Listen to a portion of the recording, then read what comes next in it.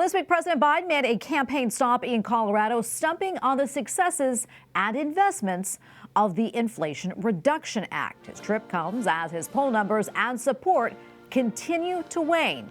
But how does President Biden, the second Democrat Catholic president in U.S. history, appeal to the Catholic base, a group that was virtually split 50-50 in the 2020 election? Here to talk about the data behind the Catholic vote is Dr. Ryan Burge, political science professor at Eastern Illinois, who recently released an article on his graphs about religion entitled "The Myth of the White Catholic Democrat" on Substack. Dr. Burge, great to be with you today.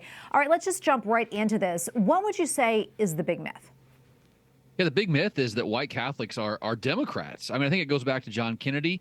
We kind of have this idea in our eyes of a white Catholic, Northeastern, liberal supporting, constituency. But if you look over the last 40 years or so, that's not been true at all. And in the 1970s, 2/3 of white Catholics were Democrats. Today, it's only 36% of white Catholics are Democrats.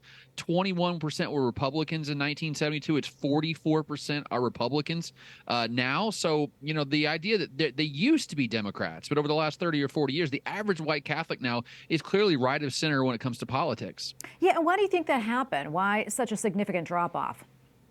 Yeah, so, white Christians generally have moved to the right over the last 30 or 40 years. That's happened amongst white evangelicals. People forget this, but even in the 1980s, if you walked into a white evangelical church, you were just as likely to sit next to a Republican as you were a Democrat in like 1988. Same in the white Catholic church. But what's happened is white voters have drifted to the right over time, and that's been true amongst all Christians. I think Catholics have been sort of caught up in that. And in the last couple of years, I think it's been accelerated quite a bit by what we call the God gap or the pew gap, which is the idea that the Republican Party's become the party of people of faith, and the Democratic Party is increasingly the party of non-religious Americans. 45% of Joe Biden's voters in 2020 were atheists, agnostics, or nothing in particular. So a lot of white Christians have vacated the party because they just don't see it as being very amenable to their views. I'm curious, what about abortion? I mean, does this play into any of all this? Yeah, it's hard to know, what is the causal mechanism for each individual voter. But, if you look back, Roe versus Wade happened in 1973, and you see the Democratic share drop consistently from 1973 forward. Now, it's hard to know if that's doing all the work here. It's definitely doing some of the work, but also part of the work may be generational replacement, too. That is, older white Catholics died off and were replaced by younger white Catholics who might be a little more right of center than their parents or grandparents were, and that might be moving the trend line to the right, generally speaking.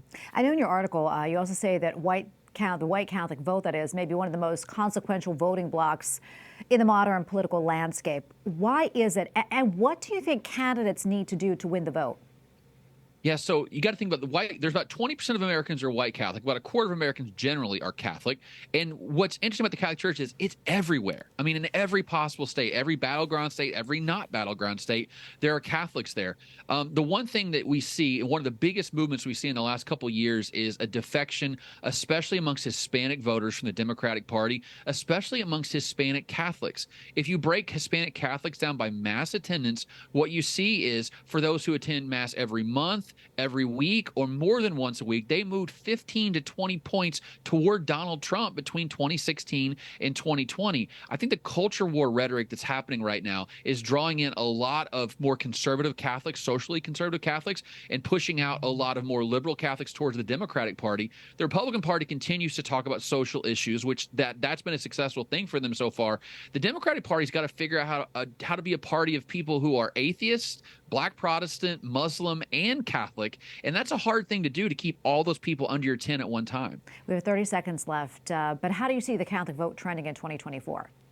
Yeah, so I think white Catholics are going to continue to trend towards Donald Trump. I mean, if obviously he's a presumptive nominee in 2024. I think really what we're seeing is the non-white Catholics are where this election is going to be won and lost. States like Arizona, which was very close in 2020, might go the other way in 2024 if Hispanic Catholics turn out in large number for Donald Trump in 2024. So I think we're looking at younger non-white voters, especially religious voters, who typically trend towards the Democrats, have actually shifted towards the Republicans over the last several years, and that's definitely good news for Donald Trump. All right, we're going to leave right there. Dr. Burge, great to be with you. Thank you so much for your insights. Thank you. Have a good day.